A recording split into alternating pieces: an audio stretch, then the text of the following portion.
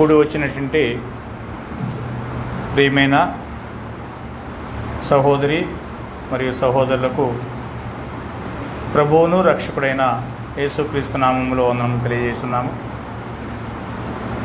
గత 2-3 నెలల తర్వాత మళ్ళా మొదటిసారిగా వచ్చినటువంటి దేవుని బిడ్డలు కవితమ్మ గారు, అదేవిధంగా మరి లూదియమ్మ గారు, తర్వాత స్పందన మరియు జాన్సన్ గారు, వీరందరూ కూడా ప్రభు నామములో వందనాలు తెలియజేస్తున్నాము.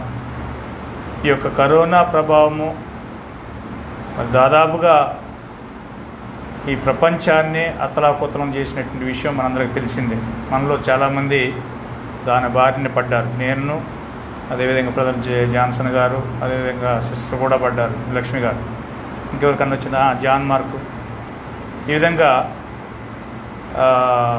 ఇటు ప్రభావం చేత శారీరకంగా గాను, మానసికంగా గాను, మరియు ఆర్థికంగా డబ్బు రూపేణా గాను అనేకమైనటువంటి ఇబ్బందులు ఎదుర్కోవాల్సినటువంటి పరిస్థితి మరి మనుషులమైనటువంటి మనకు వచ్చింది. సరే, ఏది ఏమైనప్పటికీ కూడా దేవుడు తన పిల్లలకు సమస్తము సమకూడి మేలు కలుగుటకై జరిగించున్నాడు అనేటువంటి ఒక వాగ్దానం మనకున్నది, అవునా కదా? రోమీయులకు రాసిన పత్రిక 8:28 ఒక మాట ఉంది కదా, దేవుణ్ణి ప్రేమించు వారికి అనగా ఆయన సంకల్పం చొప్పున పిలువబడిన వారికి మేలు కలుగుటకై సమస్తము సమకూడి మేలు కలుగుటకై జరుగుతున్నవి అని అంటున్నాడు. వాస్తవంగా మనకి అలాంటి పరిస్థితి వచ్చింది అని అంటే ఎవరి యొక్క సంకల్పం అది? మనం అవునన్నా కాదన్నా దేవుని సంకల్పం. కాబట్టి అలాంటి సంకల్పం నుంచి మరి మనల్ని సంకల్పం చేత మనల్ని కాపాడుతున్నాడు. కాపాడుతున్న దేవునికి మనం ఎంతో రుణపడినటువంటి వారమై ఉండాల్సినటువంటి అవసరం ఉన్నది. ఈ సందర్భంలో మనము ఒక ప్రత్యేకమైనటువంటి అంశాన్ని చదవాలని అనుకుంటున్నాం. ఏమిటి ఆ ప్రత్యేకమైనటువంటి అంశము అని అంటే, దేవుని పిల్లలమైనటువంటి మనము కొన్ని విషయాల్లో చాలా పట్టింపు, నిష్ఠ, చాలా మరి పట్టుదల కలిగినటువంటి వారుగా ఉండాలని దేవుడు కోరుచున్నాడు. ఎవరితో పడితే వాళ్ళతో మనం కాంప్రమైజు కావాల్సినటువంటి అవసరం లేదు అని అంటున్నాడు. ఎందుకు అనంటే, ఇది చూసినట్లయితే దేవుడు చెప్తున్నాడు, మొట్టమొదటిగా పేతురు యొక్క సువార్త ప్రసంగంలో అపోస్తుల కార్యము 2వ అధ్యాయము 40లో ఆయన 3000 మందికి బాప్తిస్మం ఇచ్చే క్రమంలో ఏమంటున్నాడంటే, చూడండి ఒకసారి.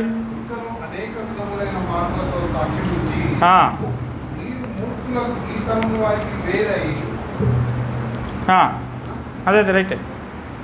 అనేక విధములైన మాటలతో సాక్ష్యమిచ్చి మీరు మూర్ఖులకు ఈ తరము వారికి వేరే రక్షణ పొందడని వారిని హెచ్చరించారు. చూశారండి? అంటే ఈ లోకంలో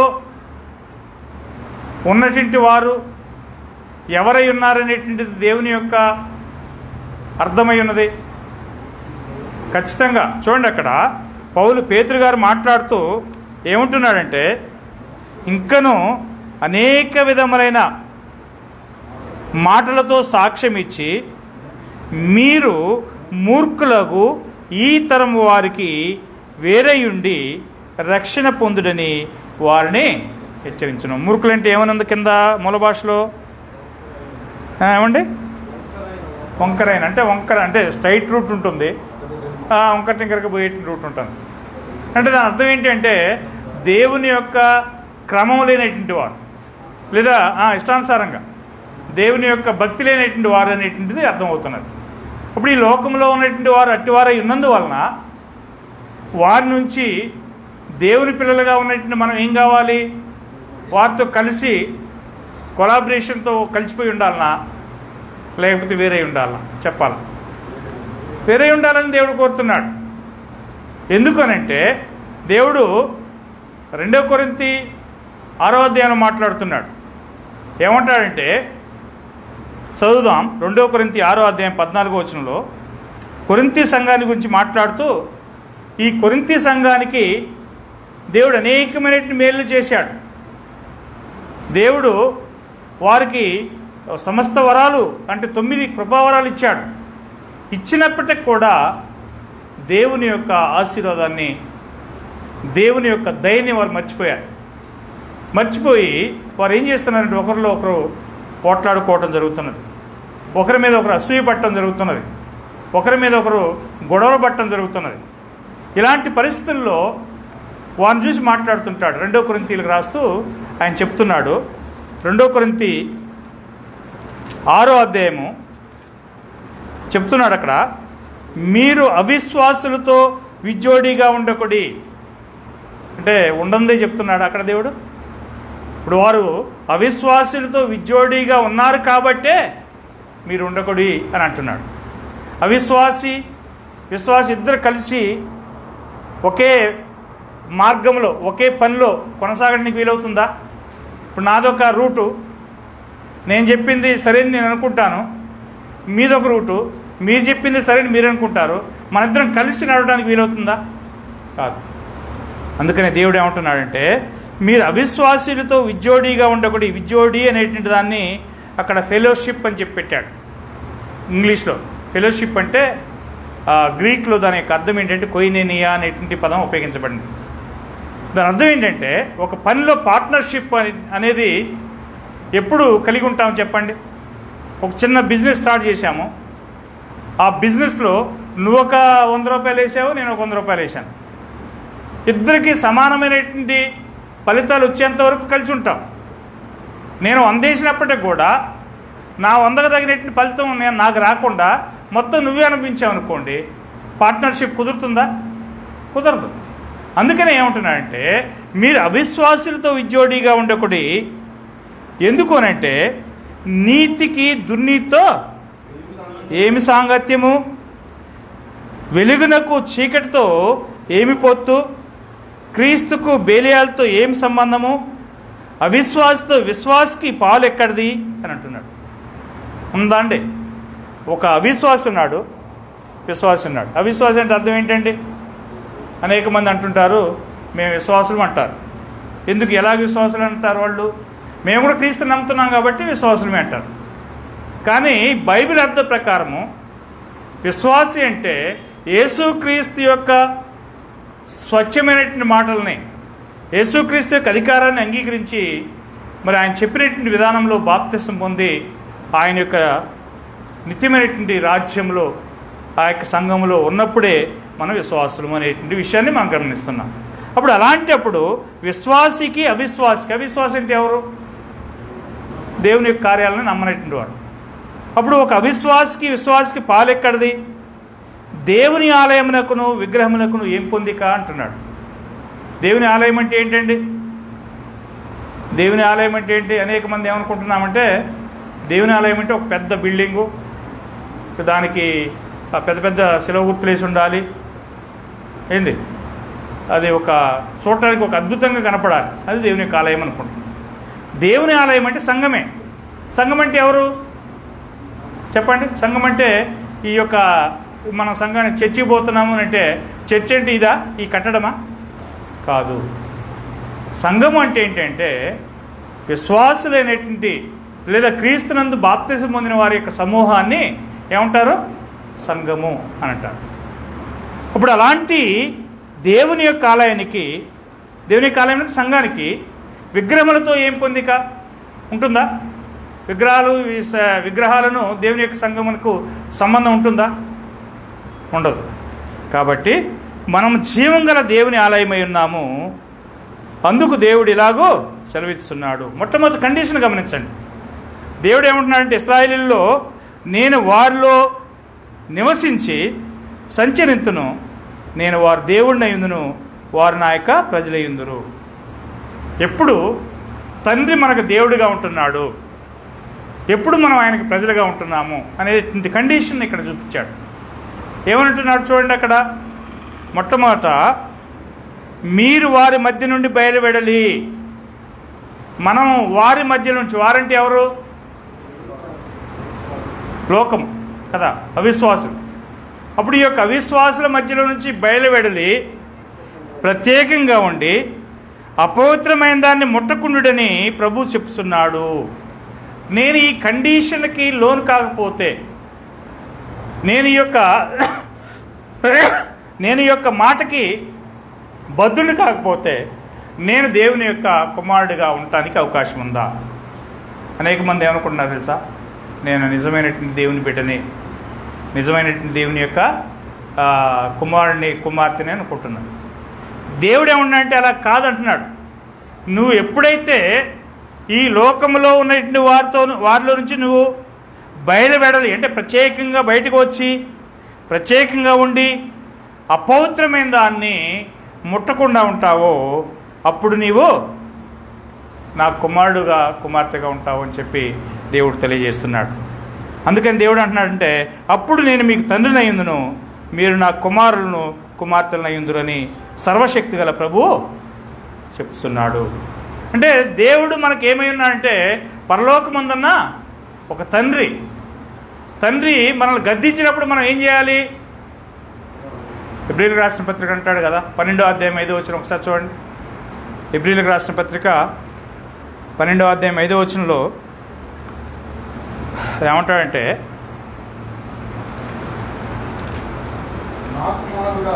నా కుమారుడా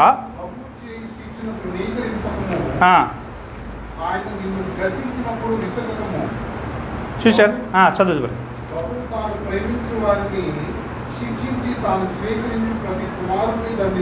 రైట్. అంటే ఇక్కడ కొరింథీ సంఘస్థులు పరలోకముందున్న దేవుడు తమకు తండ్రి ఉన్నాడనే విషయాన్ని వారు మర్చిపోయినట్టుగా కనపడుతున్నారు.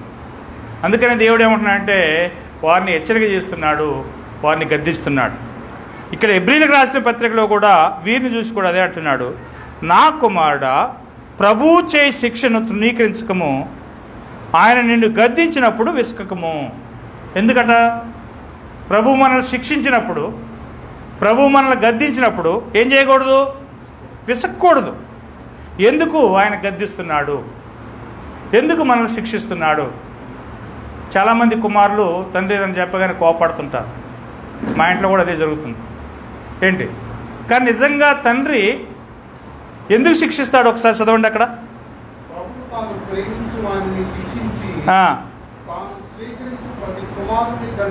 చూసారా? ఎవరిని ప్రభు శిక్షిస్తున్నాడు?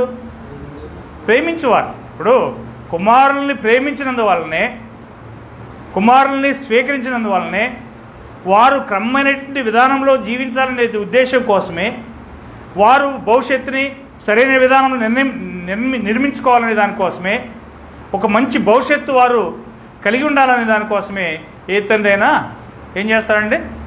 గద్దిస్తాడు. కానీ ఆ సమయంలో ఆ యొక్క గద్దింపు అనేది లేదా శిక్ష అనేది ఏ విధంగా ఉంటుంది? ఎవరికైనా చూడండి ఏ విధంగా ఉంటుందో. 11వ వచనంలో ఏ విధంగా ఉంటుందో చూడండి.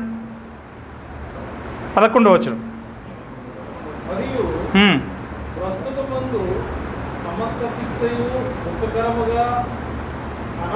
చూసారా? సమస్త శిక్షయు ప్రస్తుతం మంది ఏ విధంగా ఉంటుంది? దుఃఖకరంగా ఉంటుంది. ఇప్పుడు మనల్ని ఎవరైనా గద్దిస్తారు మంచి కోసం, అప్పుడు ఆ గద్దియంగానే లేదా ఒక దెబ్బ కొట్టగానే నన్ను కొడతావా లేకపోతే నన్ను గద్దిస్తావా అనేటువంటి బాధ మనలో ఉంటుంది. కానీ మనం దాన్ని అభ్యాసంగా తీసుకొని, దాన్ని స్ఫూర్తిగా తీసుకొని దాని ప్రకారం మనం నడుచుకున్నట్లయితే తర్వాత మనకేం దొరికిద్ది?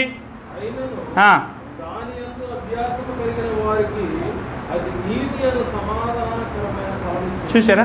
అంటే దాని ప్రకారం మన జీవితాన్ని రూపించుకున్నట్లయితే లేదా దాని ప్రకారం మనము నడుచుకోవటానికి మొదలుపెట్టినట్లయితే మనకు దానివలన మేలే కానీ ఏమాత్రం కూడా కీడు కలగదు. సహజంగా తండ్రులు కావచ్చు, మన మేలుకోరి మనల్ని గద్దించేవారు కానీ గద్దించేటువంటి వారు కావచ్చు, మనల్ని గద్దించినప్పుడు లేదా శిక్షించినప్పుడు మనకు కోపం వస్తుంది అని అంటే మనం జ్ఞానం లేనటువంటి వారం అనేది గమనించాలి. నిజంగా జ్ఞానం ఉంటే మనం గద్దింపుని ఏం చేస్తామంటే లక్ష్య పెడతాం, అంగీకరిస్తాం. పరలోకమున్న తండ్రి కూడా ఇప్పుడు ఏం చేస్తున్నాడు? మనల్ని గద్దిస్తున్నాడు. దాన్ని ఏం చేయొద్దు అంటున్నాడంటే నీవు తృణీకరించవద్దు, ఆయన యొక్క గద్దింపును విసుకవద్దు అని అంటున్నాడు. ఒకవేళ నేను ఆ శిక్షకు లోబడలేదు అనుకుందాం, ఆ శిక్షకు నేను అంగీకరించబడలేదు అనుకుందాం. 7వ వచనంలో చూడండి ఏమంటున్నాడు. శిక్షాఫలము పొందుటకై మీరు సహించుతున్నారు, దేవుడు కుమారులుగా మిమ్మల్ని చూస్తున్నాడు, తండ్రి శిక్షింపని కుమారుడెవడు? చూసారా? అంటే ఏ కుమారుడు కానీ తండ్రి చేత శిక్షింపబడని కుమారుడు ఉన్నాడు అని అంటే ఆ కుమారుడు నిజంగా తండ్రికి మరి ఇంకో భాషలో కఠినంగా చెప్పాలని పుట్టినవాడు కాదని అర్థం. ఎలాంటి వారికి పుట్టిన వారు అవుతున్నారు వాళ్ళు? చూడండి అక్కడ, వారు కుమారులైన వారందరూ శిక్షలో పాలు పొందుతున్నారు, మీరు పొందిన ఎళ్ళ దుర్బీజులే కానీ కుమారులు కారు అంటున్నాడు. స్పష్టంగా చెప్పేశాడు. దుర్బీజులు అంటే అక్కడ వేశ్య కుమారులు అని చెప్పబడింది.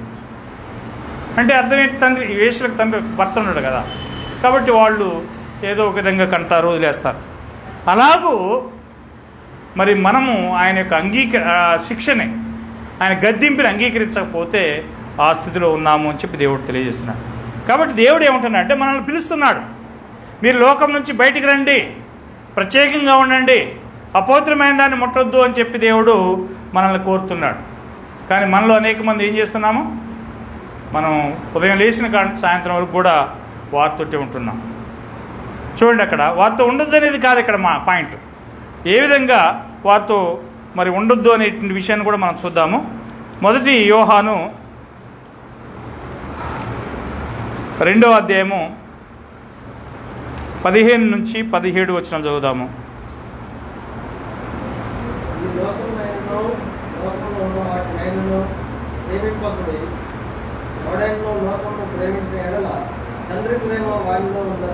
చూసారా? అంటే ఈ లోకమునైనను లోకములో ఉన్న వాటినైనా ప్రేమింపకుడి. లోకము అని అంటే ఏంటండి? చెట్లు, గుట్లు, పుట్టలు అవే కాదు. లోకములో ఉన్నటువంటి మానవులమైనటువంటి మనమే, లేదా ఈ లోకములో ఉన్నటువంటి మరి చెడు కార్యములు, మీరు ఈ యొక్క లోకమునైనను లోకములో ఉన్నదాన్నైనా మీరు ప్రేమించకుడి.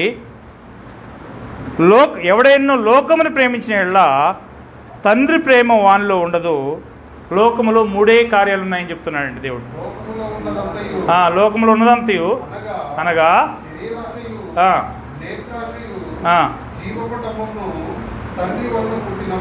చూసారా? 3 కార్యాలు: శరీరాశ, నేత్రాశ, జీవపు డంబం.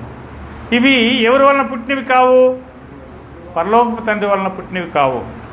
వాటిని మనం పరలోకపు తండ్రి వలన పుట్టినవి కానిటువంటి కార్యాలను మనం ఆచరిస్తున్నట్లయితే మనం ఎవరి సంబంధమై ఉండటానికి అవకాశం లేదు. పరలోకపు తండ్రి యొక్క సంబంధమై ఉండటానికి అవకాశం ఉందా? లేదు. మరి ఎవరి వలన పుట్టి ఉండాలి? అవి సాతాను వలనే పుట్టి ఉండాలి. కాబట్టి చెప్తున్నాడు, శరీరాశ, నేత్రాశ, జీవోపడమము అనేటువంటి కార్యాలు తండ్రి వలన పుట్టినటువంటి కార్యాలు కావు. కాబట్టి వాటి నుంచి మీరు ఏం చేయాలా? దూరంగా ఉండండి అని చెప్పి దేవుడు తెలియజేస్తున్నాడు. చూడండి ప్రియమైనటువంటి వాళ్ళారా, మనం ఈ లోకాన్ని ఎప్పుడైతే ప్రేమిస్తామో, నేను అప్పుడప్పుడు మా పిల్లలకు చెప్తుంటా, నీ క్లాస్మేట్స్ అందరూ కూడా నీ స్నేహితులు కారు, ఎందుకంటే వాళ్ళు లోకస్తులు కదా. అవునా కదా? ఇప్పుడు నాతో కాలేజీలో చదివేవాళ్ళు నా ఫ్రెండ్స్ అవుతారా, క్లాస్మేట్స్ అవుతారా? చెప్పండి స్పందన. క్లాస్మేట్సే. చూడండి ఎలాగ క్లాస్మేట్సో, వాళ్ళు క్రీస్తులో ఉన్నటువంటి వాళ్ళు కాదు కదా. వాళ్ళని స్నేహితులుగా మనం చేసుకోవచ్చా? యాకోబు పత్రిక 4వ అధ్యాయం 4వ వచనం చూడండి.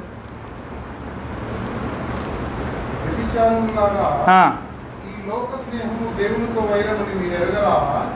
కాబట్టి ఎవడు ఈ లోకముతో స్నేహం చేయగలనో వాడు దేవునికి శత్రువు. చూడండి, అంటే ఒక క్లాస్మేట్గా ఉన్నటువంటి ఒక సహా విద్యార్థిని నా యొక్క ఫ్రెండు అని చెప్పినట్లయితే అంటే వాడిని నేను ప్రేమిస్తున్నాను అర్థం. వాడిని నేను ప్రేమిస్తున్నానంటే ఈ లోకంతో స్నేహం చేస్తున్నాను అర్థం. ఈ లోకంతో స్నేహం చేస్తే నేను ఏమవుతున్నాను? దేవునికి శత్రువు. ఇది చాలామందికి తెలియదు. అనేక మంది మా ఫ్రెండు అని అంటుంటారు.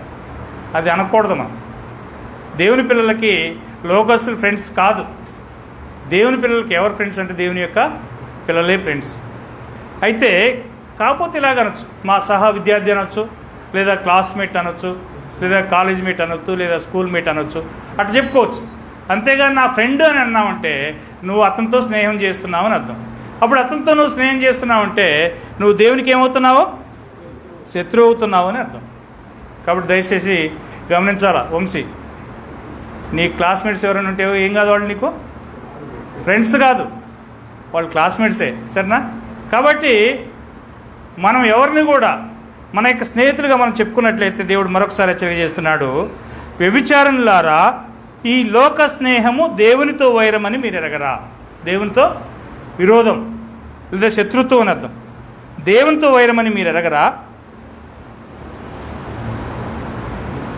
కాబట్టి ఎవడు ఈ లోకంతో స్నేహం చేయగోరునో వాడు దేవునికి శత్రువు అగును. గమనించండి, మనం దేవునికి అంటే వ్యతిరేకంగా ఈ లోకస్తులతో స్నేహం చేయకూరినట్లయితే మనం ఏమవుతున్నాము? దేవునికి శత్రువులు అవుతున్నాం. ఈ విషయాన్ని గురించి వెరీ బిగినింగ్ పోదాం, అబ్రహాం దగ్గరే పోదాం. అబ్రహాంకి దేవుడు 75 సంవత్సరాల వయసులో ఆయనకి వాగ్దానం చేశాడు. ఏమైనా వాగ్దానం చేశాడు తెలుసా? నీవు మొదట నీ తండ్రి ఇంటి నుండి, నీ బంధువుల యొద్ద నుంచి నేను నీకు చూపించు దేశమునకు వెళ్ళు, అక్కడ వదిలిపెట్టి వెళ్ళు అని అంటాడు. అప్పుడు అన్నప్పుడు 12వ అధ్యాయం అది అన్నప్పుడు అతను బయలుదేరి పోతుంటాడు. పోయేటప్పుడు ఎవరెవరు పోతారు తెలుసా? ఆదికాండము 12వ అధ్యాయము 1 నుంచి 3 వచనాలు చదవండి. క్లాస్ చదువు. యెహోవా నీవు లేచి నీ దేశం నుండి, నీ బంధువుల యొద్ద నుండి, నీ తండ్రి ఇంటి నుండి బయలుదేరి నేను నీకు చూపించు దేశంలోకి వెళ్ళుము. నిన్ను గొప్ప జనముగా చేసి నిన్ను ఆశీర్వదించి నీ నామమును గొప్ప చేయుము. నీకు ఆశీర్వాదముగా నుండు. నిన్ను ఆశీర్వదించు వారిని నీవు ఆశీర్వదించదు, నిన్ను దూషించు వారిని శపించదును. భూమి యొక్క సమస్త వంశములు నీ యందు ఆశీర్వదించబడి అబ్రహాముతో అనగా యెహోవా అతనితో చెప్పిన ప్రకారము అబ్రహాము వెళ్ళెను. లోతు అతనితో కూడా వెళ్ళెను. అబ్రహాము హారాను నుండి బయలుదేరినప్పుడు 75 ఏళ్ల ఈడు గలవాడు. రైట్. అంటే దేవుడు అబ్రహామునకు వాగ్దానం చేసి ఆ యొక్క హారాన్ నుంచి బయలుదేరి వెళ్ళమని చెప్పినప్పుడు ఎంత వయసు అండి? 75 సంవత్సరాలు ఈగలవాడు. ఈ వెళ్ళేటప్పుడు ఎవరెవరు వెళ్తున్నారు చూడండి. అక్కడ 5వ వచనంలో అబ్రహాము తన భార్య అయిన శారాయిని, తన సహోదరుని కుమారుడైన లోతును, హారాన్లో తాను వారును ఆర్జించిన యావదాస్తిని, వారు సంపాదించిన సమస్తమైన వారిని. రైట్. గమనించాల, ఈ యొక్క దేశాన్ని ఎవరికి ఇస్తానన్నాడు? అబ్రహాం యొక్క సంతానానికి ఇస్తానన్నాడు. అబ్రహాం యొక్క సంతానం ఎవరు అంటే ఇక్కడ ఇప్పుడు లోతు తన యొక్క సోదరుని కుమారుడు. తర్వాత అబ్రహాం యొక్క తండ్రి కూడా మరి అబ్రహాం సంతానం కావడానికి వీల్లేదు. చూడండి, ఎవరెవరు అక్కడికి కనాన్లో పోతారో మనం చూస్తాము. దేవుడిచ్చినటువంటి ఆ యొక్క దేశమునకు ఎవరెవరు పోతారు అంటే అబ్రహామును, శారాయి, తర్వాత తన సంతతి వారు మాత్రమే పోతారనే విషయాన్ని మనం చూస్తాం. 13వ అధ్యాయం ఒకసారి చూడండి. ఇక్కడ మొదటగా బయలుదేరినప్పుడు 5వ వచనం ఏం చూసామంటే ఎవరెవరు పోయినట్టు చూసాము? శారాయి, అబ్రహాము, శారాయి, లోతు, అంతే కదా? లోతు. తర్వాత 13వ అధ్యాయం 1వ వచనం చదవండి. కలిగిన సమస్తమును తన భార్యను తనతో కూడున్న లోతును వెంట పెట్టుకుని ఐగుప్తులో నుండి నెబకునకు వెళ్ళెను. రైట్. ఇక్కడ మళ్ళా శారా ఉన్నది, ఆ తర్వాత లోతు ఉన్నాడు అబ్రహాంతో పాటు కదా. కానీ ఈ యొక్క అబ్రహాము కనాన్లో పోవాలంటే ఈ లోతుని ఇక్కడ మధ్యలో వదిలిపెట్టాలి. ఎందుకు కారణం? ఇప్పుడు దుష్ట సాంగత్యం మంచి నడవడికను చెరుపుతుంది అని ఒక వాక్య భాగం ఉన్నది కదా. 1 కొరింథీ 15వ అధ్యాయం 33 మనకు తెలుసు. దుష్ట సాంగత్యం మంచి నడవడికని చెరుపుతుంది. కాబట్టి లోతు నీతిమంతుడే అంటే లోతు నీతిమంతుడే. లోతు భార్య ఏం చేసింది? వెనక్కి తిరిగి చూసింది, అవిశ్వాసరాలై ఉప్పు స్తంభంగా మారింది. లోతు కుమార్తెలు ఏం చేశారు? అది వేరే విషయం, తండ్రితో దుర్మార్గం చేశారు. కాబట్టి అలాంటి వారిని కూడా కనాన్లోకి తీసుకుపోయాడు అనుకోండి, ఏం కావడానికి అవకాశం ఉన్నది. లేదా అబ్రహాం యొక్క తండ్రిని కూడా కనాన్లోకి అనుమతించాడు అనుకోండి, ఏం కావడానికి అవకాశం ఉంది. చూడండి, అబ్రహాం యొక్క తల్లిదండ్రులు ఎలాంటి వాళ్ళు ఒకసారి యెహోషువ గ్రంథం 24వ అధ్యాయం చూడండి. యెహోషువ గ్రంథము 24వ అధ్యాయం 2వ వచనంలో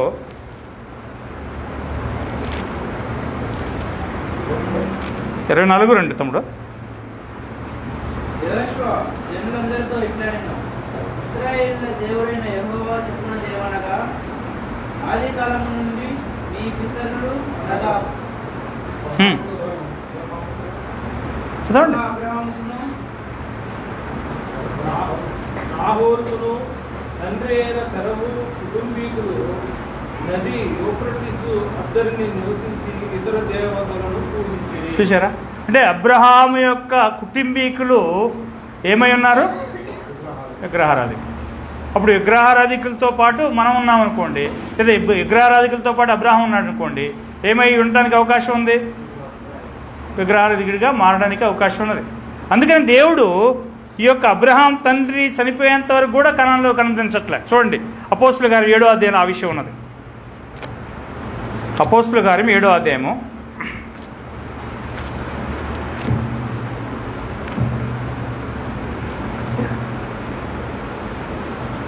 తీశారండి, 4వ వచనం చదవండి. అప్పుడప్పుడు కల్దీయుల దేశమును విడిచిపోయి హారానులో కాపురం ఉండెను. అతని తండ్రి చనిపోయిన తర్వాత అక్కడ నుండి మీరు ఇప్పుడు కాపురం ఉన్న ఈ దేశం నివసించుటకై దేవుడు అతన్ని తీసుకుని వచ్చాడు. ఎప్పుడు తీసుకొచ్చాడు దేవుడు? అబ్రహాం యొక్క తండ్రి చనిపోయిన తర్వాత మరి అబ్రహాంని కనానికి తీసుకురావడం జరిగింది. ఎందుకు అబ్రహాం యొక్క తండ్రి చనిపోయేంత వరకు అక్కడక్కడే తిప్పాడు దేవుడు?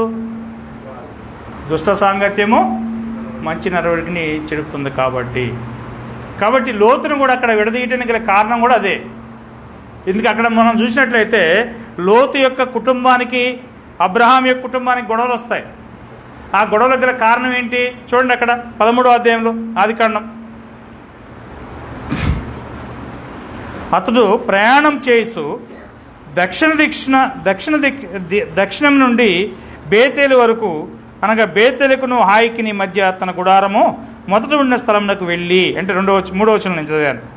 4వ వచనంలో తాను మొదట బలిపీఠము కట్టిన చోట చేరెను.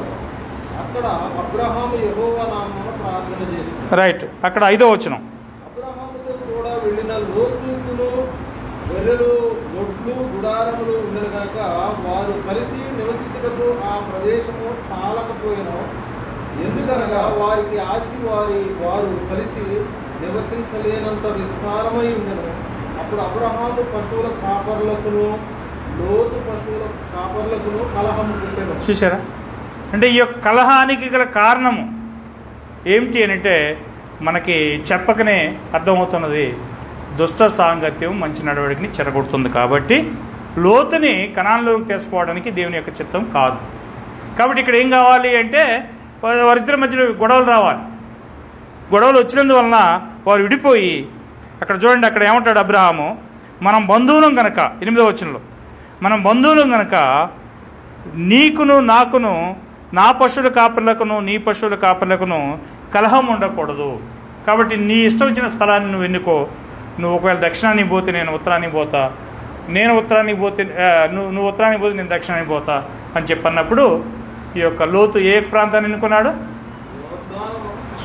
సొదొమ గొమొర్రా పట్టణాలను ఎన్నుకున్నట్టుగా మనం చూస్తాం. చివరికి అబ్రహాం వచ్చి ఎక్కడ కాపురం ఉన్నాడు? 13వ వచనం చూడండి, 12వ వచనం చూడండి. అబ్రహాము ఆ నెలలో నివసించెను. లోతు ఆ మైదానమందున పట్టణ ప్రదేశంలో కాపురం ఉండి సొదొమ దగ్గర తన గుడారము వేసుకొనెను. చాలు. అంటే అబ్రహాం ఏమో కనాన్లో పోయాడు, లోతేమో సొదొమ పోయాడు. అంటే ఎందుకు దేవుడు ఈ విధంగా వారిని విడదీశాడు? ఇప్పుడు నా యొక్క కుటుంబం అంటే తల్లిదండ్రులతో పాటు నన్ను ఉంచకుండా వేరు చేయడానికి కారణం ఏంటి? దాని వెనుక దేవుని యొక్క ఉద్దేశం ఉన్నదా? ఖచ్చితంగా ఉన్నదండి. కొన్ని సందర్భాల్లో మీరు చూస్తే నా యొక్క పరిస్థితి నేను చెప్పగలను. మా యొక్క తల్లిదండ్రులకి వాళ్ళకి దైవిక భయం లేదు, వాళ్ళు విశ్వాసం కలిగిన వాళ్ళు కాదు. నేను చెన్నై బైబిల్ ట్రైనింగ్ పోతానంటే మా అమ్మ పొద్దాకి ఏడ్చేది, నువ్వెందుకు మమ్మల్ని ఎదురు పెట్టిపోతావు అనేది. ఒకవేళ నేను వాళ్ళ దగ్గరే ఉంటే ఏం చేసేవాడిని చెప్పండి? వాళ్ళతో పాటు రోజువారి పనికి పోతూ ఏంటి ఇక వాళ్ళలో కలిసిపోయేవాడిని. అన్ని అలవాట్లు అబ్బేయను. మరి దేవుడు నన్ను అక్కడ చెన్నైకి విడదీసి దూరం పంపించి మళ్ళీ అక్కడి నుంచి ఇక్కడికి వచ్చేటప్పుడు కూడా తల్లిదండ్రుల దగ్గర తీసుకోవాలి. ఊర్లో పెంచలను తీసుకొచ్చి ఖమ్మంలో ఒక చిన్న ఇల్లు తీసుకొని ఇక్కడే ప్రత్యేకంగా ఉండటానికి గల కారణము ఆ దేవుని యొక్క సంకల్పం అని నేను నమ్ముతాను. అదేవిధంగా ఇక్కడ అబ్రహాముని తన యొక్క బంధువుల యొద్ద నుంచి, తన తండ్రి ఇంటి వారి యొద్ద నుంచి వేరు చేసి మరి కనాన్లోకి తీసుకొచ్చి ఉంచడం గల కారణము అది అనేటువంటి విషయాన్ని మనం గమనించాలి. కాబట్టి మనము ఎవరితో సహవాసం చేయాలి, ఎవరితో సహవాసం చేయకూడదు అనేటువంటి విషయాల్లో చాలా జాగ్రత్తగా మనం ఉండాల్సినటువంటి అవసరం ఉన్నది. కావున ద్వితీయోపదేశకాండము 7వ అధ్యాయంలో చూసినట్లయితే ఇశ్రాయేలీయులు ఎవరితో సంబంధాలు పెట్టుకోకూడదు ఒకసారి చదువుదాము. ద్వితీయోపదేశకాండము ఆప్జీ ఫోన్ ఆప్జీ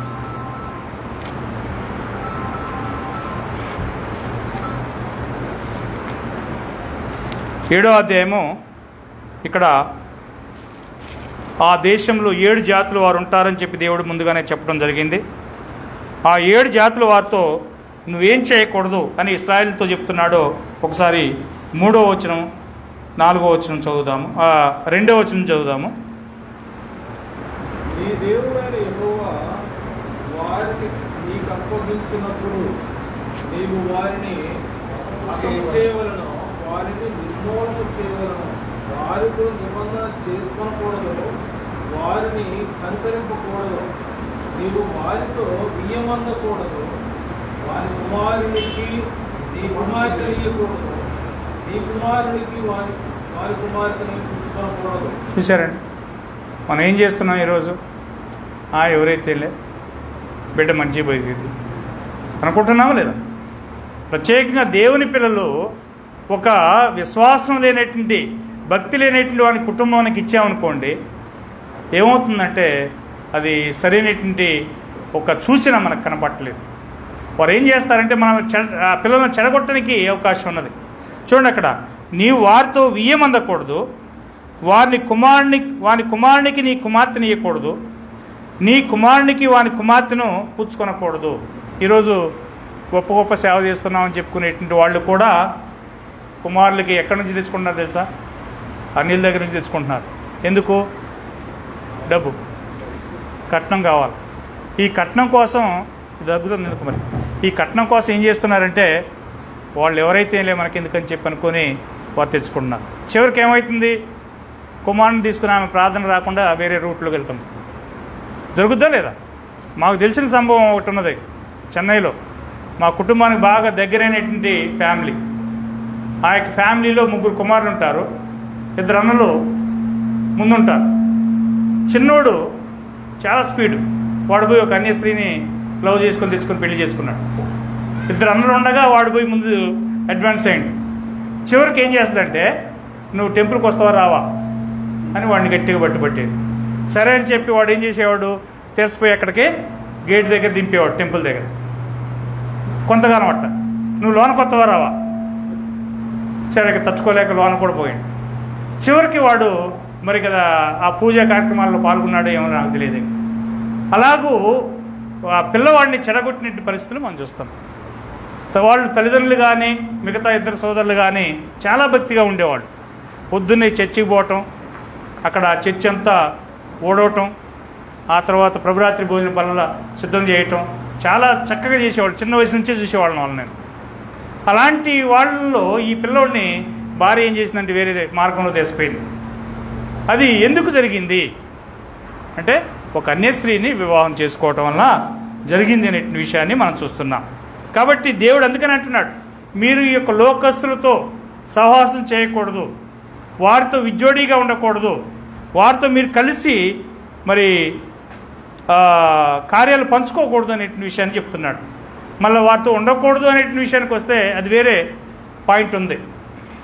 వాళ్ళని పొద్దాక లేస్తే వాళ్ళతో పనులు పోతుంటాం, ఉదయం లేస్తే వాళ్ళ కొట్టుకే పోతుంటాం కదా.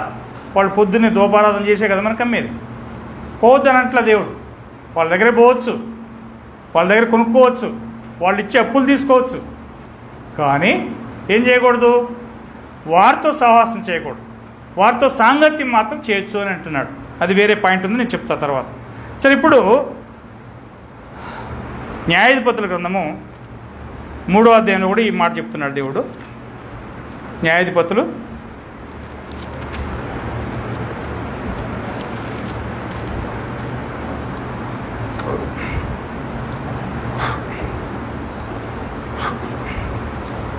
5వ వచనంలో చూసినట్లయితే, కాబట్టి ఇశ్రాయేలీలు, కనానీయులు, హిత్తీలు, అమోరీలు, పెరిజ్జీలు, హివ్వీలు, యెబూసీలు జనుల మధ్య మీరు నివసించు వారి కుమార్తెలను పెళ్లి చేసుకొనుచు వారి కుమారులకు తమ కుమార్తెలను ఇచ్చు వారి దేవతలను పూజించు వచ్చిరి.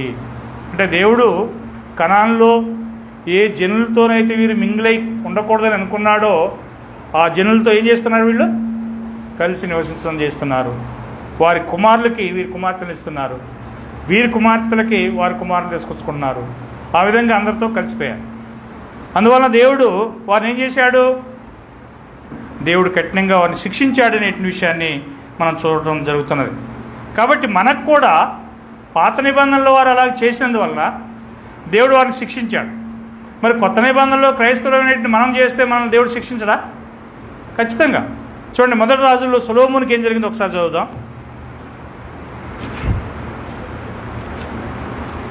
మొదటి రాజులు 11వ అధ్యాయము. మనం అనుకుంటాము ఒక అవిశ్వాసాలను చేసుకుంటే తప్పేముంది, ఏం చేద్దామని చెప్పి మనం అనుకోవచ్చు. ఏం చేస్తుందో చూడండి, 1 నుంచి 3 వచనాలు చదవండి. మొదటి రాజులు 11వ అధ్యాయము. మోయాబీలు, సొదోమీయులు, అమ్మోనీయులు, సిదోనీయులు, హిత్తీయులు అనే జనులు మీ హృదయములను తమ దేవతల తట్టు త్రిప్పుదురు కనుక వారితో సహవాసం చేయకూడదనియో వారిని మీతో సహవాసం చేయనీయకూడదనియో యెహోవా ఇశ్రాయేలుకు సెలవిచ్చి ఉన్నాడు. అయితే రాజైన సొలొమోను ఫరో కుమార్తెను గాక ఆ జనులలో ఇంకా అనేక మంది పరస్త్రీలను మోహించి కామతురత గలవాడై వారిని ఉంచుకొనిచూ వచ్చెను. అతనికి 700 మంది రాజకుమార్తెలైన భార్యలను 300 మంది విపత్తులను కలిగి ఉండిరి. అతని భార్యలు అతని హృదయంలో త్రిప్పివేసిరి. కూడా సొలొమోనుడైనప్పుడు అతని బాణిను అతని హృదయమును ఇతర దేవతలతో తిప్పగా అతని తండ్రి అయిన దావీదు హృదయంలోనే అతని హృదయము దేవుడైన యెహోవా ఎడల యథార్థము కాకపోయాను. అంటే సొలొమోను ఎంత భక్తి కలిగినటువంటి వాడో స్టార్టింగ్లో మనకు చెప్పబడింది. అంత భక్తి కలిగినటువంటి రాజు మరి 700 దేశాల్లో నుంచి 700 మంది రాజుల కుమార్తెలను తీసుకొచ్చుకున్నాడు. ఎందుకు? ఇప్పుడు ఒక్కొక్క రాజు యొక్క కుమార్తెను తీసుకొచ్చుకున్నాడు అనుకోండి, ఆ దేశపు రాజు ఇతని మీదకి యుద్ధానికి రావడానికి అవకాశం ఉంటుందా? అల్లుడే కదా, రాడు. కాబట్టి 700 దేశాల నుంచి 700 మంది భార్యను తీసుకొచ్చుకున్నాడు. మళ్ళీ వాళ్ళు చాలని మళ్ళీ 300 మంది ఉంచుకున్నవాళ్ళు, ఉంపుడు గత్తెలు, కాంకీబైన్స్ అంటారు. ఈ విధంగా 1000 మందిని వివాహం చేసుకున్నాడు. సరే, 1000 మందిని వివాహం చేసుకున్నట్టు అతను చివరిలో ఏమయ్యాడు? అతని భార్యలు ఏం చేశారు చూడండి. అతని భార్యలు 3వ వచనం లాస్ట్లో, అతని భార్యలు అతని హృదయమును త్రిప్పివేసిరి. సొలొమోను వృద్ధుడైనప్పుడు అతని భార్యలు అతని హృదయమును ఇతర దేవతల వైపు తిప్పగా. ఒకవేళ బలంతో ఉన్నంత వరకు భార్య అతన్ని ఏమి చేయలేకపోయిందేమో. ఇక ఎప్పుడైతే వయసు మీద పడ్డదో భార్య చెప్పిన మాట వినాల్సిందే. కాబట్టి అతను వృద్ధునైనప్పుడు భార్యలు ఏం చేశారు? అతని హృదయం తిప్పివేసి ఇతర దేవతల వైపు అతను నడిపించినట్లుగా మనం చూస్తున్నాం. మరి ఈ విధంగా సొలొమోనుకే జరిగింది అని అంటే, ఈ రోజుల్లో మన యొక్క కుమారులకు కానీ లేదా మనకే కానీ ఒక అవిశ్వాస కుటుంబం నుంచి పిల్లలను తీసుకొచ్చుకున్నాం అనుకోండి, ఆ పిల్ల ఏం చేయడానికి అవకాశం ఉంటుంది? కుటుంబాన్ని చిన్నాభిన్నం చేయడానికి అవకాశం ఉంటుందా, ఉండదా? ఖచ్చితంగా. కాబట్టి మనం ఎవరిని మన యొక్క ఇంటి కోడలుగా తెచ్చుకుంటున్నాం, లేదా మన యొక్క భార్యగా తెచ్చుకుంటున్నాం అనే విషయాల్లో చాలా జాగ్రత్తగా ఉండాలి. నాకేం కాదులే, నేను మార్చుకుంటాను అని చెప్పి అనేక మంది అనేవాడు. సొలొమోను కంటే గొప్పవాళ్ళు వాళ్ళు కాదు కదా. సొలొమోనే తొలగిపోయాడంటే ఇక మనం ఎంత? కాబట్టి చాలా జాగ్రత్తగా ఉండాల్సినటువంటి అవసరం ఉన్నది. చివరికి ఒక ఉదాహరణ చదువుకొని మనం ముగించుకుందాం. 2వ దినవృత్తాంతములు 18వ అధ్యాయం. 2వ దినవృత్తాంతములు 18వ అధ్యాయం. ఇక్కడ ఆహాబు రాజుని గురించి మాట్లాడుతున్నాడు. ఈ యొక్క ఆహాబు రాజు చాలా భక్తిహీనుడైన రాజు అనేటువంటిది బైబిల్లో మనకు చెప్పబడింది. ఇతను తన భార్యకి అమ్ముడుపోయినటువంటి వ్యక్తి. యెజబెల్ అనేటువంటి తన భార్య యొక్క మరి చెప్పు చేతల్లో నడిచినటువంటి వ్యక్తి అన్నమాట. ఇతనికి ఏమైందంటే తన కుమార్తెని దేశపోయి యెహోషాపాతు, నీతిమంతుడైనటువంటి యెహోషాపాతు యోధారాజు కుమారునికి ఇచ్చేశాడు. ఇచ్చిన తర్వాత ఒక సందర్భంలో ఈ యెహోషాపాతు సరే తన ఏమంటారు వియంకుడు అంటారు కదా, ఆ వియంకుడు ఆహాబుని చూడటానికి వచ్చాడు. యెహోషాపాతు తన పనివారంతో వచ్చినప్పుడు ఏం చేశాడు అతను? చూడండి 1-2 వచనాలు. మనకు ఐశ్వర్యమును ఘనతయు అధికముగా కలిగిన తర్వాత యెహోషాపాతు ఆహాబుతో ప్రియమంది కొన్ని సంవత్సరములు గతించిన మీదట షమ్రోను నుండి ఆహాబు వద్దకు పోయాను. ఆహాబు అతని కొరకును అతని వెంట వచ్చిన జనుల కొరకును అనేకమైన గొర్రెలను పశువులను పోయించి తనతో కూడా రామోగ్లాదు మీదికి పోవుటకు అతన్ని ప్రేరేపించను. చాలు, ఇక్కడ గమనించాల. ఆహాబు అంటే ఇశ్రాయేల్ రాజు, యెహోషాపాతు అంటే యోధారాజు. 2 వేర్వేరు రాజులను, రాజ్యాలు. ఈ యొక్క యెహోషాపాతు అనేటువంటి వాడు నీతిమంతుడు, ఆహాబు ఏమో దుర్మార్గుడు. ఈ దుర్మార్గుడు రామోద్గిలాద్ అనేటువంటి పట్టణం మీదకి పోయి దాన్ని స్వాధీనం చేసుకోవడానికి సిద్ధపడుతున్నాడు. ఈ యొక్క యెహోషాపాతు పోయి సరే అక్కడ పోయినందువలన ఈ ఆహాబు ఏం చేస్తాడు? విస్తారమైనటువంటి గొప్ప విందుని చేస్తాడు. చేసిన తర్వాత నేను రామోద్గిలాద్ మీదకి పోతున్నాను, నువ్వు నాతో పాటు యుద్ధానికి వస్తావా అని అంటే, ఎందుకు రాను? నువ్వు నా వాడివైతివి, నీ జనులు నా జనులు అయిపోయా, నా జనులు నీ జనులు అయిపోయా, మనిద్దరం ఒకటే కదా అని చెప్పి ఏం చేశాడు? పొదం పద అని చెప్పి ప్రేరేపించబడి పొదం పద అని చెప్పి ఇద్దరు కలిసి యుద్ధానికి పోతారు. ఈ యొక్క అధ్యాయంలో పోయిన తర్వాత దేవుడి యొక్క ఆహాబుని అక్కడ యుద్ధంలో రాల్చాలనేది దేవుని యొక్క సంకల్పం. ఇద్దరు కూడా మారువేషాలు పోతారు. అక్కడ సిరియన్లు అంటే గిలాదుకు సంబంధించిన వారు గురి చూసి బాణం వేసి ఆహాబుని దెబ్బకి చంపేస్తారు. అతను ఈ యొక్క అధ్యాయంలో 18వ అధ్యాయం చివరిలో మనం చూడవచ్చు. చనిపోయిన తర్వాత ఈ యొక్క ఆహాబుతో అంటే యెహోషాపాతు దేవుడు హెచ్చరికలు చేస్తున్నాడు.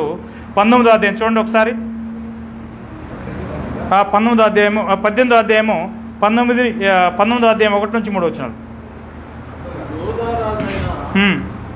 యెహోషాపాతు ఏ అపాయమును చెందకుండా యెరూషలేమునందు తన నగరునకు తిరిగిన ఎవరితను?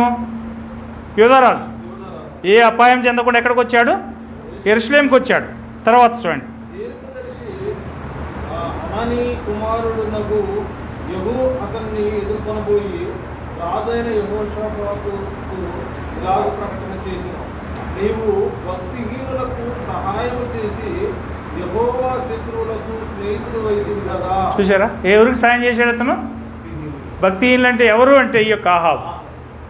నువ్వు భక్తిహీనులకు సహాయం చేసి యెహోవా శత్రువులకి నువ్వు స్నేహితుడు అవుతాయి కదా అని చెప్పి ఏమంటాడు చూడండి.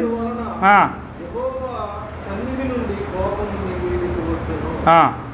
అయితే దేశములో నుండి నీవు దేవతా స్తంభములను తీసివేసి దేవుని యొక్క విచారణ చేయడం నీవు మనసును నిలుపుకొని ఉన్నావు. నీ యందు మంచి క్రియలు కనపడు. ఇదనమాట. ఇతను తప్పించడానికి గల కారణం ఏంటంటే దేశంలో ఉన్న విగ్రహాలని, దేవతా స్తంభాలని అతను తీసివేసి దేవుని యొక్క విచారణ చేశాడు. కాబట్టి ఆ మంచి క్రియలను బట్టి దేవుడు ఇతన్ని కాపాడాడు. కానీ దేవుడు లేకపోతే ఈ యొక్క ఆహాబుని ఎలాగైతే బాణమ్ములతో కొట్టినట్టు అతన్ని చంపేశాడో అదేవిధంగా ఇతను కూడా చంపేసేటువంటి పరిస్థితి ఏర్పడేది. చూడండి అక్కడ 33, 33, 34 వచనాల్లో చూసినట్లయితే అక్కడ సిరియన్లు ఇతను కొడుతున్నారు ఆహాబుని. అప్పుడు ఒకడు గురిచూడకి తన వింటిని ఎక్కుపెట్టి ఇశ్రాయేల్ రాజు అతని కవచపు సందులు బందుల సందున కొట్టగా అతడు నాకు గాయం తగిలినది, నీ చెయ్యి తిప్పి దండ్లో నుండి నన్ను కొంచుకొని పొమ్మని తన సారథితో చెప్పెను అనిను. ఆ దినమున యుద్ధము ప్రబలమాయను. ఆయనను ఇశ్రాయేల్ రాజు అస్తమయం వరకు సిరియన్లకు ఎదురుగా తన రథములను నిలిపెను. ప్రొద్దుగుంకు వెళ్ళి అతడు చనిపోయాను. ఎవరు? ఆహాబ్. ఎందుకంటే అసలు భక్తిహీనుడు కదా, కాబట్టి దేవుడు అతను ఆ యుద్ధంలో చంపేయాలనే నిర్ణయం చేశాడు. కాబట్టి అలాంటి భక్తిహీనులతో మీరు నేను సావాసం చేసినట్లయితే మనకేమైద్ది? ఏం కాదనుకుంటున్నాము. ఖచ్చితంగా దేవుడు అడుగుతాడు, లెక్క అడుగుతాడు. కాబట్టి ప్రియమైనటువంటి వాళ్ళారా, మనం ఈ లోకంలో ఉన్నటువంటి లోకస్తులతో ఎట్టి పరిస్థితుల్లో సావాసం చేయకూడదు. సాంగత్యం వేరు. మళ్ళీ ఒక్కసారి ఫైనల్గా చూద్దాము, చూసి మనం ముగించుకుందాం. సాంగత్యం చేయొచ్చు. 1 కొరింథీ 5వ అధ్యాయం తీయండి.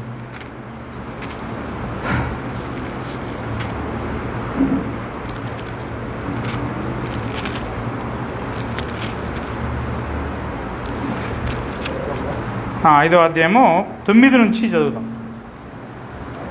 జారులతో సాంగత్యం చేయవద్దని నా పత్రికలో మీకు రాసి ఉంటుంది.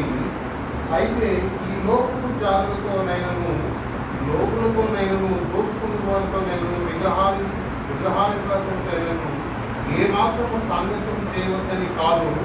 అలాగైతే మీరు లోకము నుండి వెళ్ళిపోవాల్సి వస్తుంది కదా. చూసారా, జారులతో సాంగత్యం చేయొద్దని నేను నా యొక్క పత్రికలో మీకు ముందుగా రాసితిని. అంటే ఇక్కడ ఇది 1 కొరింథీ పత్రిక. ఇది అంటే నా పత్రిక అని అంటున్నాడంటే ఇంతకుముందు ఒకటి రాశాడని అర్థమవుతుంది. 3 పత్రికలు వాస్తవంగా కొరింథీ సంఘానికి రాశాడు ఆయన. తర్వాత రాయబడిన పత్రిక మనకు కనపట్టలేదు. కానీ ఇక్కడ దేవుడు చెప్తున్నాడు, జారులతో సాంగత్యం చేయవద్దని నా పత్రికలో మీకు రాసి ఉంటుని. అయితే ఎవరు ఏ యొక్క జారులతో? ఈ లోకపు జారులతోనైను లోబులతోనైను దోసుకుని వారితోనైను విగ్రహారాధికులతోనైను ఏమాత్రమును సాంగత్యం చేయవద్దని కాదు కదా. అంటే ఈ లోకంలో జారులు ఉన్నారు, విగ్రహారాధికులు ఉన్నారు, లోబులు ఉన్నారు. వాళ్ళతో సాంగత్యం చేయొద్దు అన్న దేవుడు. ఒకవేళ వాళ్ళతో నేను సాంగత్యమే చేయను అని అంటే ఏం చేయాలట? మనం ఈ లోకాన్నే విడిచిపెట్టి పోవాల్సినటువంటి పరిస్థితి ఉన్నది. ఈ లోకాన్ని వదిలిపెట్టి పోవాల్సిన పరిస్థితి ఉన్నది. కాబట్టి ఎలాంటి జారులతో మనం సాంగత్యం చేయకూడదు అంటే, ఇప్పుడు ఉదాహరణకి మనం కట్టిగా మాంసానికి పోతున్నాం. వాళ్ళు ఏదో వాళ్ళు నమ్ముకున్న దేవునికి పూజ చేసుకునే దాన్ని నలుపుతారు, అవునా కదా. కొట్టుకుపోతున్నాం, వాళ్ళు నమ్ముకున్నటువంటి ఆ దేవతకి వాళ్ళు దూపారాధన చేసే కదా మనకు వస్తువులు ఇస్తున్నారు. అంటే మనం వాళ్ళ దగ్గర పోయి తెచ్చుకోకూడదని చెప్పలేదు దేవుడు. అలాగే నాకు వద్దనుకుంటే మనం ఈ లోకంలో జీవించలేము, ఈ లోకం నుంచి వెళ్ళిపోవాల్సింది. కాబట్టి అలాంటి వారితో సాంగత్యం చేయవద్దని చెప్పలేదు దేవుడు. చేయొచ్చు. మనం పని పోతున్నాం, పని పోయి ఇక్కడ అందరూ క్రైస్తవులు ఉంటారా? ఉండరు. వాళ్ళు ఉంటారు, వీళ్ళు ఉంటారు, కలిసి పని చేస్తాం. మనకి ఏదైనా డబ్బులు అవసరమైంది, ఒక 50,000, 10,000 అవసరమైంది, మనకి క్రైస్తవులే దొరికిస్తారా? ఎవరు? ఒక విశ్వాసుల దగ్గరికి కూడా పోయి తెచ్చుకోవాల్సిన పరిస్థితి వస్తుంది. కాబట్టి తప్పనలే దేవుడు. ఏది తప్పు అంటున్నాడంటే 11వ వచనంలో, ఇప్పుడైతే సహోదరుడు అనబడిన వాడు ఎవడైనను జారుడు కానీ, సహోదరుడు అనబడిన వాడంటే సంఘములో ఉన్నటువంటి వాడు ఎవడైనను జారుడు కానీ, విగ్రహారాధికుడు కానీ, లోబి కానీ, తిట్టుబోతు కానీ, త్రాగుబోతు కానీ, అట్టి వానితో, అది ఒక క్రీస్తులో ఉండి అలాంటి వాడు ఎవడైనా ఉంటే వాడితో మనం ఏం చేయకూడదట? సాంగత్యం చేయకూడదు. వెలుపల వానికి తీర్పు తీర్చడం నాకేలా, బయట వాళ్ళ గురించి నాకెందుకు అంటున్నాడు పౌలు. కాబట్టి వెలుపల వానికి తీర్పు తీర్చడం నాకేలా, వెలుపల వారికి ఎవరు తీర్పు తీస్తారు? దేవుడు తీర్పు తీర్చును. మీ లోపల వారికి తీర్పు తీర్చేవారు కనుక ఆ దుర్మార్గము మీలో నుండి ఏం చేయండి? వెలివేయండి. కాబట్టి మనం ఎవరితో కలిసి ఉండాలి, ఎవరితో మనం సహవాసం చేయాలి అనే విషయాలు చాలా జాగ్రత్తగా మనం ఆలోచించుకొని వారితో కలిగి ఉండాల్సినటువంటి అవసరం. ఏం కాదులే అని అనుకున్నట్లయితే ఖచ్చితంగా మనం మరి దేవుని యొక్క నిత్యరాజ్యంలో పోకుండా దేవుడు ఉద్దేశించినటువంటి నరకంలో పోవడానికి అవకాశాలు ఉన్నాయి. కాబట్టి మనం జాగ్రత్త కలిగి జీవించాలి. అలాగూ జాగ్రత్త కలిగి జీవించినట్లు దేవుడు మనకు సాయం చేయను గాక. అందరికీ వందనాలు.